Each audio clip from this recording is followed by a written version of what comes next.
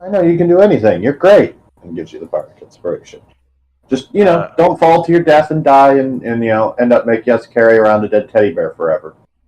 He'll message one last time.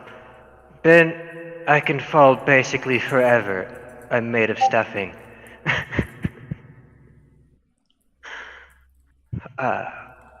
And Well, don't catch on fire. no, that's the point. So you want to know the irony of anti-magic field, Frosty? You can dispel it. As long as you're not inside an anti-magic field, you can dispel an anti-magic field. Mm-hmm. Beforehand, I would like to do, I guess, an Arcana check to see if he knows the vague potency of the spell, i.e., spell level of anti-magic field. Okay.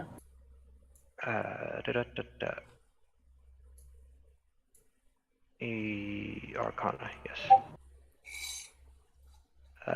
10, I will spend a sorcery point for the, what is it called? Magical guidance. Okay. So it'll be the 10. You have no clue. Well, he doesn't want to risk wasting a strong spell, so I will cast Dispel Magic at 3rd level. Okay. Make your Arcana check.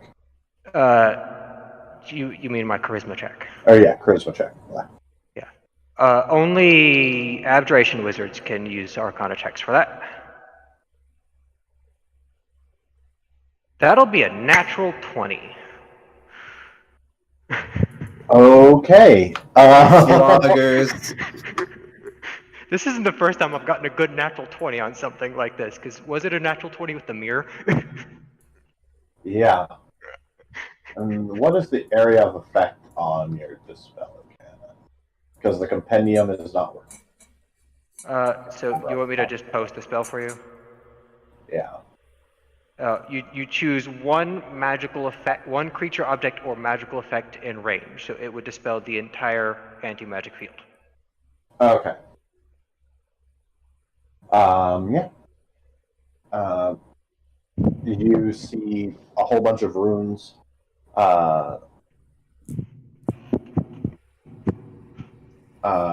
light up all along. Actually, trying to dispel the effect that's tied into that.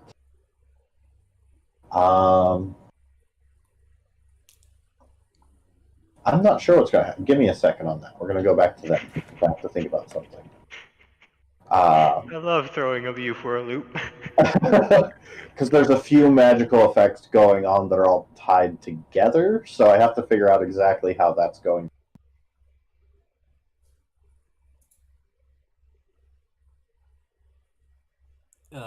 Pardon me, viewers. We lost Discord. Once again.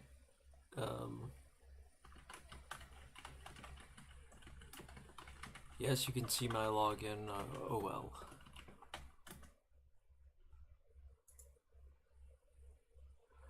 Oh yes, we have to verify there are cars.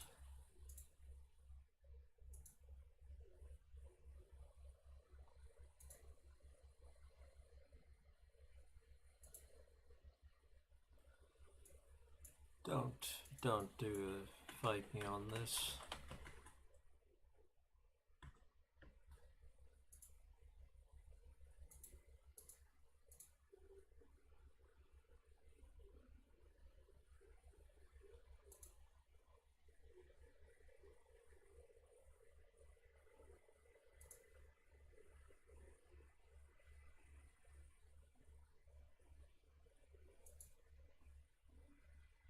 Really?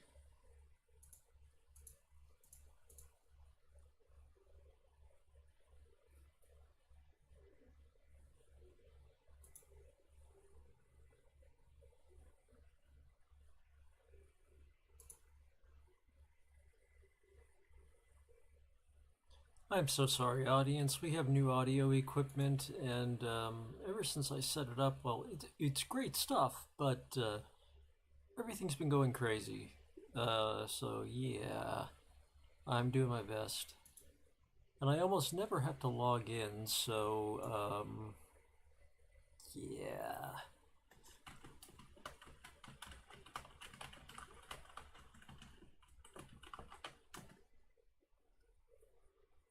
There we are. We have a thing.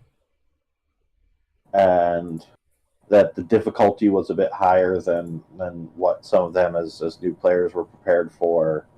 I mean, Hey, it's Legacy, everything okay? Yes, I'm so sorry.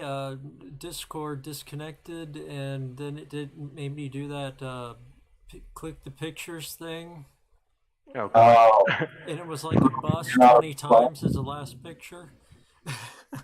I mean, come on. What if I am a robot or cyborg? That seems offensive, you know. But it was just Discord. Yeah, well, I couldn't hear you guys, but we kept getting the feed. Okay. Well, at least your stream is still up. Yep. Yeah. All So right. your stream watched you click buttons. It happens. Welcome back, everyone. Sorry for the interruption. Hope hope your internet's good and there's no more problems with Discord Legacy. We're jumping back to you because some strange stuff is going to happen with the tower. But Sabella comes down as you are moving paintings around. So, Sabella, as you're come down onto the base floor, you see the Osai sitting there, kind of staring at a painting, tilting it in different directions, and kind of walking around the room like, "Is this the?" It's very unusual. Even like, these adventurers are a little weird. You've been around them a while, but they're a little weird compared to the life that you've lived. But this is a different level of weird. Is there a specific reason you're expecting the paintings like that? Oh, well, let's just say I'm trying to get the people to look in the right direction. It's a magic thing. It's always strange, but it works. How are things upstairs? We found something evidence, like some windows up above, even the top floor we can access. Kuma wanted me to throw him up there. We attached the rope to the side so he can dangle on and just speak inside. I should really invent a spell that just throws him, and what do we seem to throw him? Thought for later. If we can get these people in the pictures to all look at the bookshelf, well, and then there should be a switch behind the bookshelf, which I've been trying to grasp with magic. We just might get somewhere.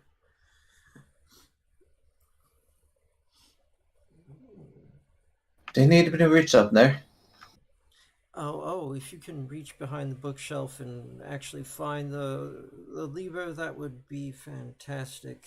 I'm sort of grasping blindly here. Maybe I'll have a better time. You two work together at positioning the paintings, and you get that. And Sabella can't actually reach behind the bookshelf because it's closed in. So you end up doing it. You're doing the mage hand thing, and you hear you mage hand the thing, and you can tell it's grabbed onto something and pull the lever, and you hear it click, and the bookshelf starts to open, and then you hear all of the wood and beams inside the tower start to creak and groan, and bits of stone from the ceiling start to crumble in, and you see cracks run up through the outer wall. Kuma, I need you to make a dex save. Oh, goody. At first, the Osai looks thrilled, and she says to Sabella, "This was an old trick when I was born." And then she sees the cracks, and she's like, "Oh shit!" Hopefully 15's enough. It is not. So you are. Wait. Guess what I still have? I'll be at 22 then.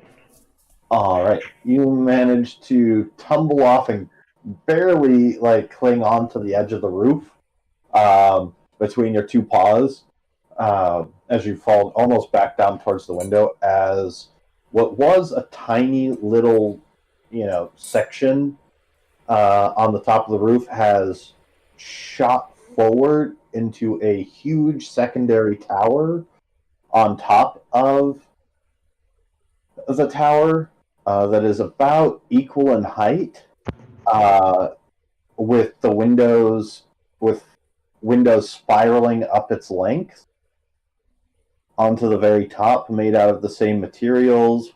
All the stained glass now looks clear instead of colored, and the roof cracks, and you can see a bunch of stone cracking and breaking and starting to crumble off, and you can hear this level starting to collapse underneath the weight of the second tower.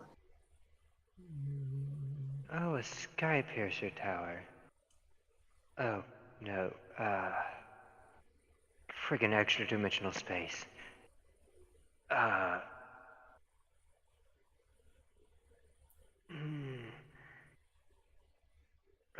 Probably not gonna have too much time. If you need to finish anything up down there, then go ahead. First I need to know how are you reacting to this? You're clinging on to the edge of the roof. Oh, anti-magic's gone. I'm gonna Misty Step. 2? Can I see? You said the windows are clear now. I can, and if I can see through the window, I can Misty Step through the window. Okay, so we'll get back to you. All right, so Sabella and Leosai, you are on the ground floor, and yeah, you can see the cracks sort of spidering and creeping their way up through different parts of the building. Okay, Sabella, you might want to run either outside or up and out, whichever way you want to go, but I think it's time for us to go. Damn it. Alright, I'm moving. I'm going. And Leosai, for her part, is going to first peer outside and look up to see what she's done. As like you pulled the lever, like and when the bookshelf slides open, you can see a small staircase and a bunch of little torches light up to form a path, and you can see a spiraling stone staircase heading down below ground. But as you go and you peek outside to see, oh my god, you see a whole extra tower on top of the tower. Oh my. And Kuma, like you peek out and you see Kuma blink away. Right, that's usually a sign something's wrong. And I think this tower might be a bit old to support that one anymore, so outside or downstairs, and I'm going downstairs. And Leosai bolts for the downstairs because, well, this is interesting. Okay. Sabella, what are you doing? No, she's just leaving as instructed by Leosai. Given that, something bad must have clearly happened. Better be safe than sorry. Okay. So as you're running out past Leosai, you see Leosai run back in. You get outside, you can see the huge giant tower, and you can see the very top level starting to break and crumble. Sections of the wall start to break out as the stone cracks open in sections, and you can see the cracks running down the length of the tower. But from the top floor that you were familiar with the spire is, there's a whole other tower on top of it that seems to be in fine condition, at least for the moment. And it's just starting to crush this tower under the weight.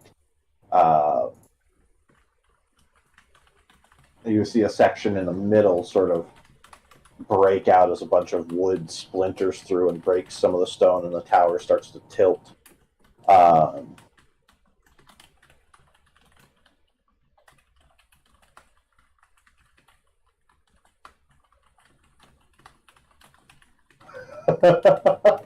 Just reading Kuma's message. Frog lover. And Leo's side messages back.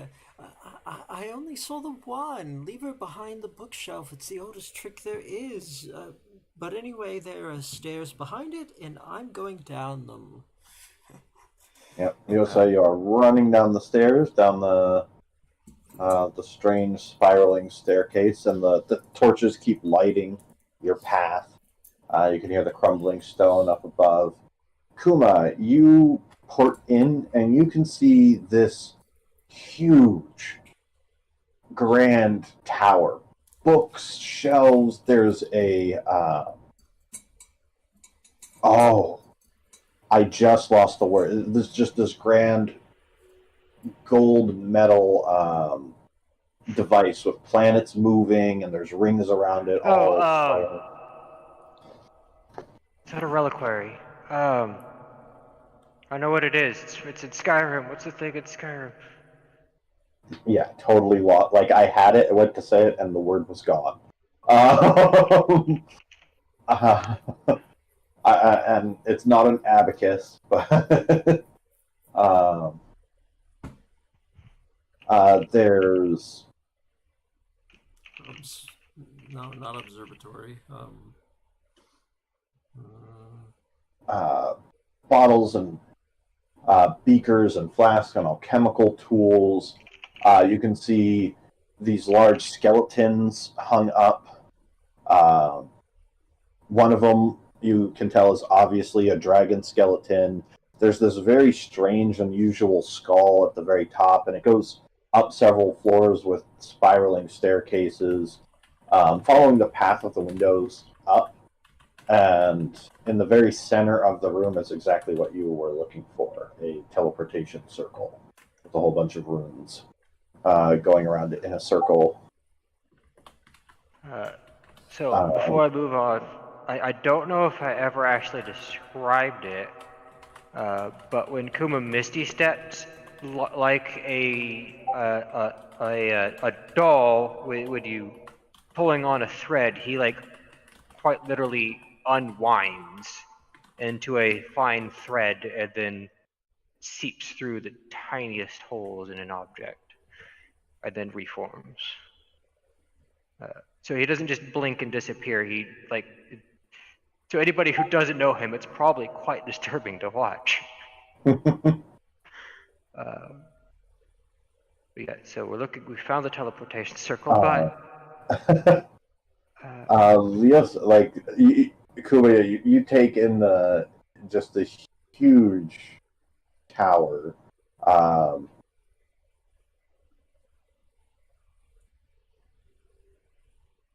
Yeah. And you can see that there are doors stationed, what looks like randomly up the tower, that don't seem to have stairways that go to it. The whole thing's really mishmash and haphazardly thrown together and looks extremely chaotic. It sounds like a wizard to me.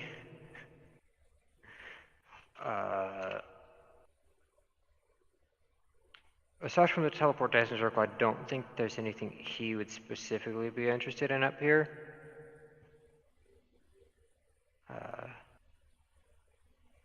I think the first thing he would do, I think, is quite futilely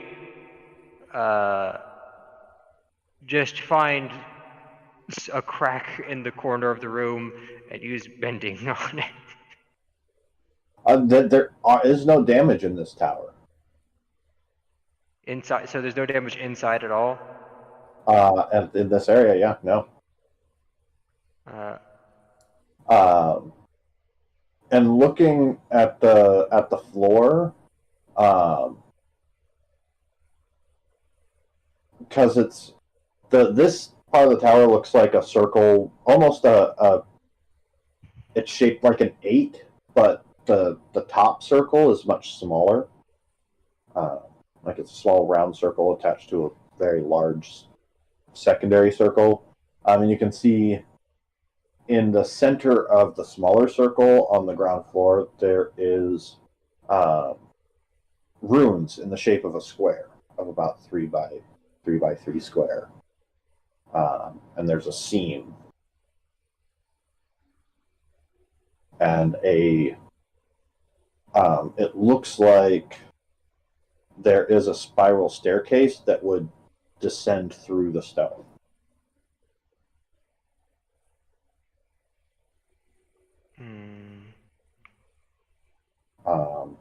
But yeah, this tower seems to be a separate thing that was held with a sort of one large spell effect that you disabled. Oh,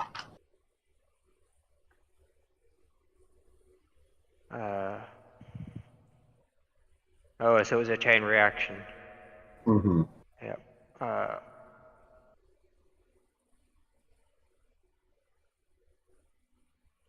I wonder why. Oh, I had to guess he had to suppress the knowledge, hide it when he knew he was going. I really wish I had run outside. I have a fix for this. But no, I didn't. All right. I was taking my knowledge. Well, you're taking that in, Leosai. You run down, and it takes a minute or two to run down these stairs. They seem to be going fairly deep. And you get down to the to the base and enter out into a little bit of looks like maybe a laboratory or study. There's a large table. There's a couple shelves along the wall made of stone. There's a strange flat device in the center of brass and gold that has with paper set on it, with a pendulum dangling over the paper. There is a small side room that you can see some faint blue glowing coming from. There's some skulls and different bits of magical work. You can see a bunch of incense and candles, charcoal. There's a stand that like a bird would perch on, made of brass, and a bunch of notes and what looks like a very early small model of the town, and a few chunks of the ore scattered. And is the staircase sort of collapsing behind her, or rather above? No, you can hear the thundering sound of the stone breaking from up above, echoing down the corridor, but there was actually no space for this stairway on the outside of the building. Ooh, interesting. And since I've got detect magic going, I imagine this place is lit up, but is anything standing out in particular? I think your detect magic only lasts for 10 minutes. Oh, has it been that long? Well, yeah, it took you a while to move all the paintings around. Oh, that's true. Okay. I think I'm gonna have to cast it again. I need to know what's going on in here. Spell slot. Quick cast. Yeah, I'll use a spell slot this time. Oh, okay. So you actually have it prepared. Always. The weird thing with paper and the pendulum is magical and has divination. It would be transmutation and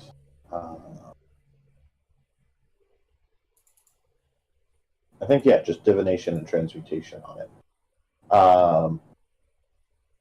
And then the chunks of ore are magical. And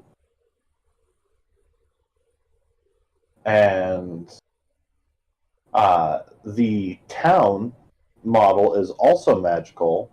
And the thing that you start to notice more as you look at it is the buildings that have the magical radiating from them are the buildings that weathered the fire the best or stayed intact. And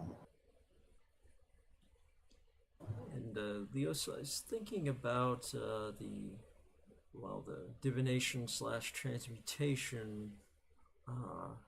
And the bird perch is also magical.